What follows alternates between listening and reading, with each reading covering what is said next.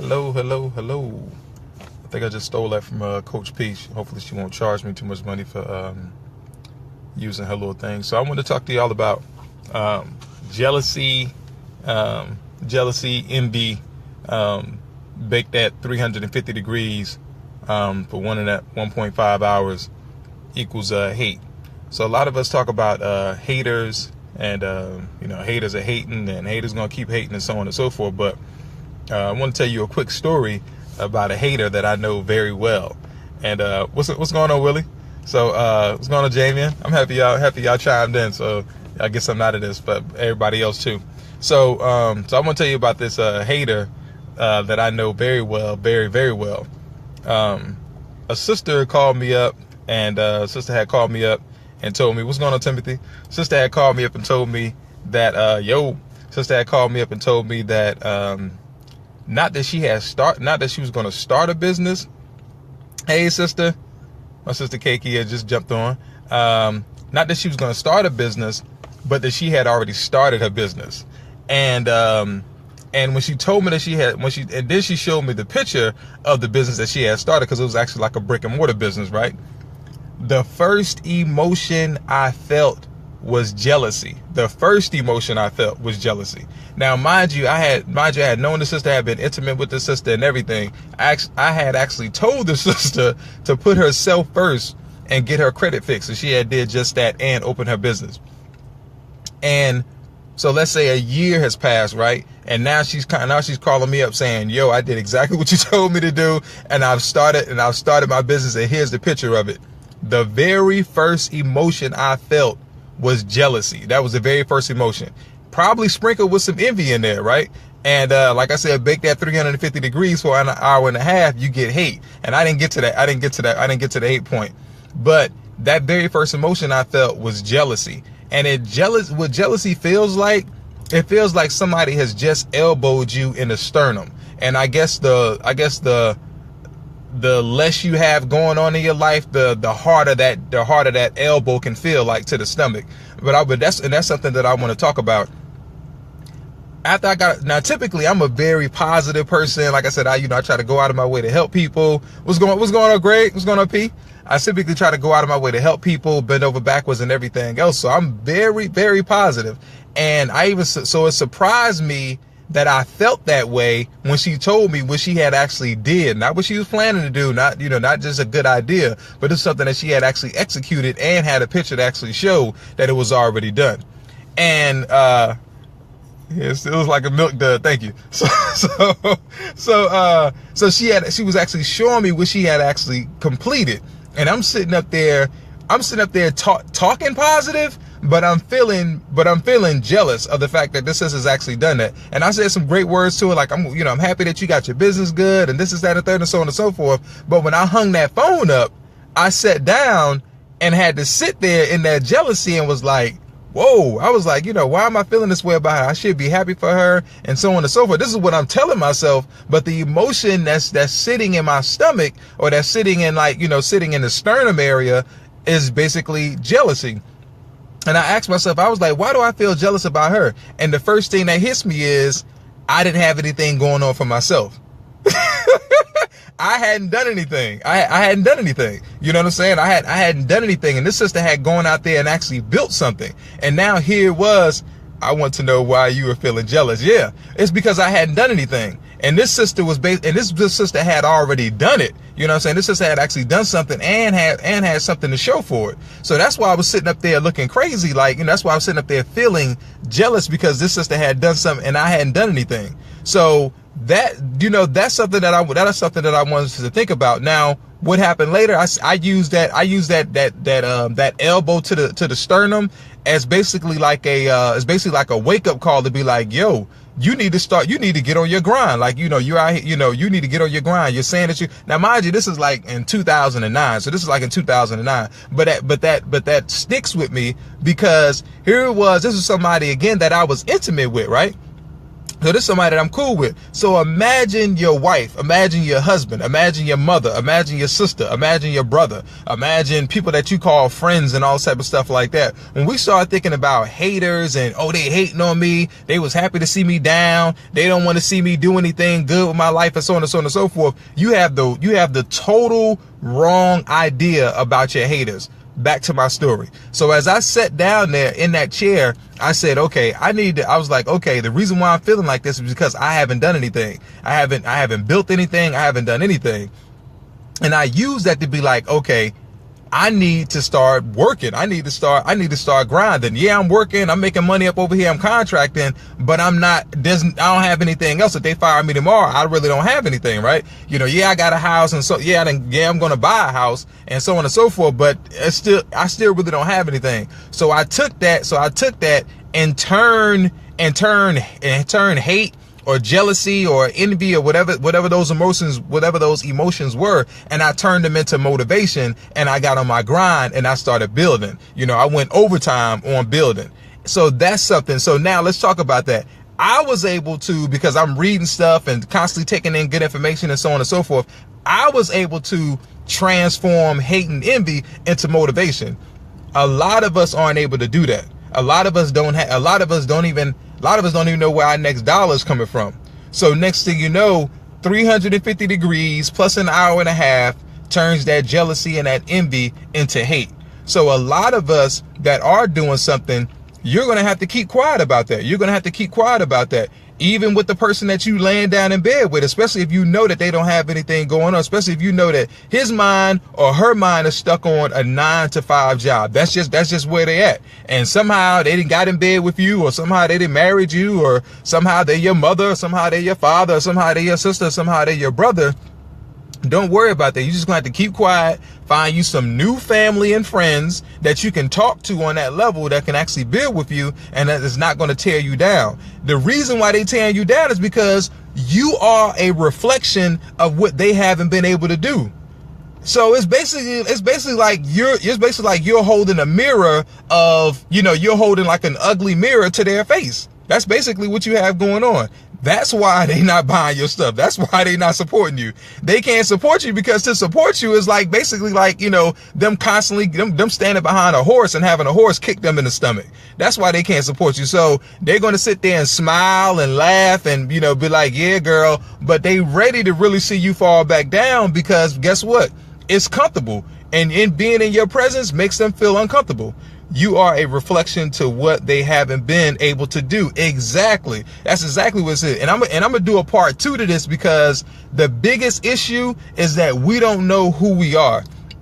And don't even take that. Don't even take that. But just understand that, because I'm gonna have to really show you. I'm gonna have to really show you something with that. But we don't know who we are, and they don't know who they are, right? So anyway, I sat down and I was like, okay, I got to roll this thing over into motivation. And that's what I did. I rolled it into motivation, started working stuff out, started working on the water plant in Kenya, and then just kept moving and kept getting stuff done. So that way I could actually have something to show, you know what I'm saying? But for those of us that, when you're talking to your family and friends and they're not doing nothing, they are not going to take what you're doing as motivation. And I know a lot of us have that in our minds that, oh, because I'm like I'm actually recording this video because a brother named Rashawn, who's over Rich Minded, he dropped the book and everything too. It's probably going to be good. He said he spent 3 years writing it. So anyway, he was saying that he's riding around like $125,000, I think BMW or something like that. And he's thinking that that's motivating. He's like, you should see this car and you should be motivated. You should be motivated. But he's like, all I'm getting is hate. That's because he don't understand that, again, you're showing this car and you're showing what you're doing. Let me have a bottle of good old H2O. Look for Uzima water. We'll take care of you, my brother. So anyway,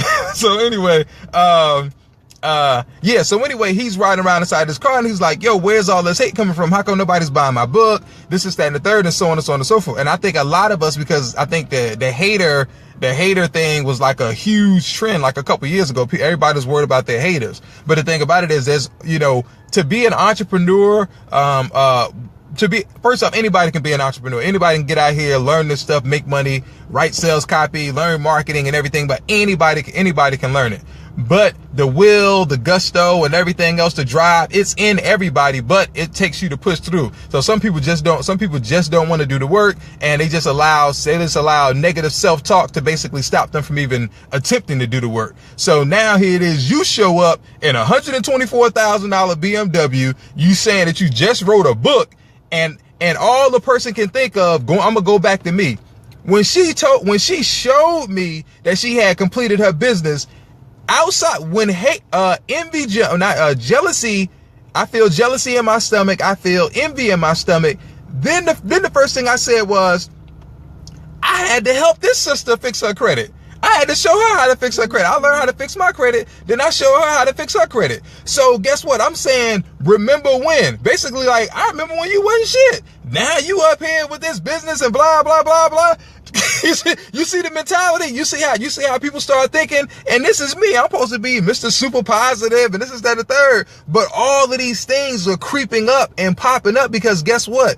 It's now, the success is now right there in your face by somebody that's so close to you, you can't even deny it. So this person is going off, did the work, and came back, and they like, like a good child, they coming back to you like, Daddy, look what I done done. And you sitting up there looking at them like, if you don't get your... And this is your baby. But here it is, they've accomplished what it is that they were supposed to accomplish. And you sitting up here with this emotion in you because you haven't done anything.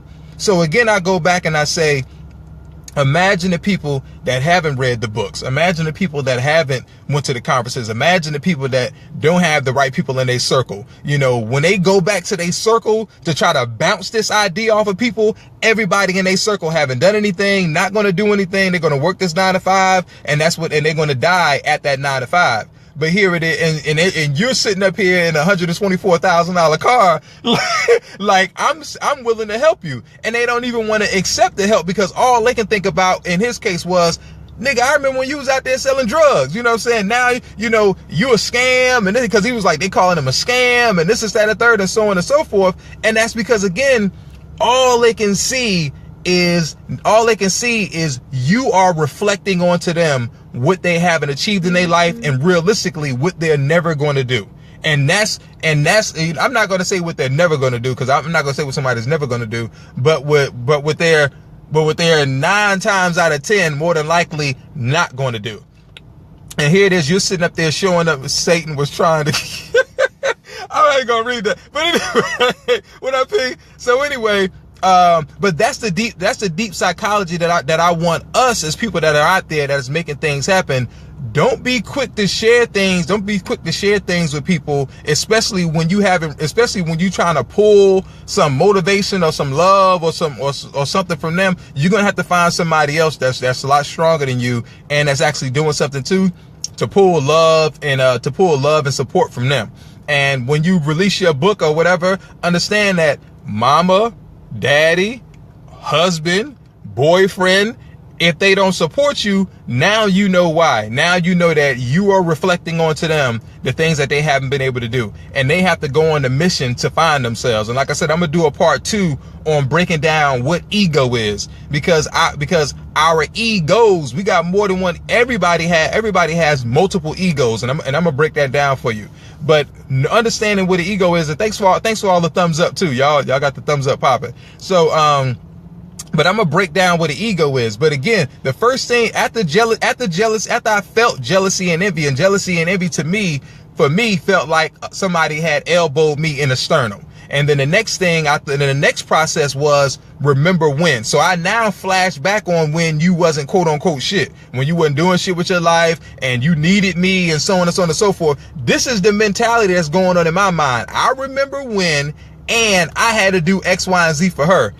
Okay, but what about right now? This chick that did X, Y, Z right now, but right now all you can feel is jealousy and hate. So, I mean, not jealousy and hate, but jealousy and envy. You know what I'm saying? And also, I remember when. So those are the mentalities that's going. So those are the thoughts and those are the emotions that's happening in somebody that's now transitioning to the hater stage that we talk about. So one thing, so again, when you're talking to people, make sure you're if you need that energy, if you need that support, if those are the things that you need, find some people that's actually doing something.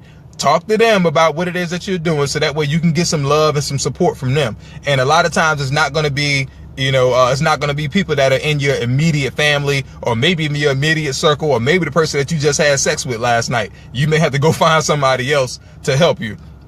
And I literally just had this conversation. With a brother, and I was able to explain to him, with somebody very close to him, how they wasn't supporting him. And I had to explain to him how I felt and what I went through, and then how I was able to turn that. So I was like, you're going to have to work with that person and help them get through some things in order for them to support you, because they not even supporting themselves. And that's something to understand. The people that are hating on you, or the people that are not supporting you, they're not supporting themselves. They're not taking care of themselves. And that'll make more sense when I do the part 2 about the whole ego thing. So again, if they don't have the mindset, they're not going to have the mindset anyway. But if they're not reading the information, they're not, watching videos and taking in lectures and everything else about, human performance and, law of attraction and, positive self-thought and all type of stuff like that. If that's not even in their mind, and all they have to draw off of is other people that don't have anything to, and you're like the sore thumb in the room, you're like the only person in the room talking about taking your check and and sleeping in your car because you're going to put this money into this business and so on and so on and so forth, you sound like an idiot.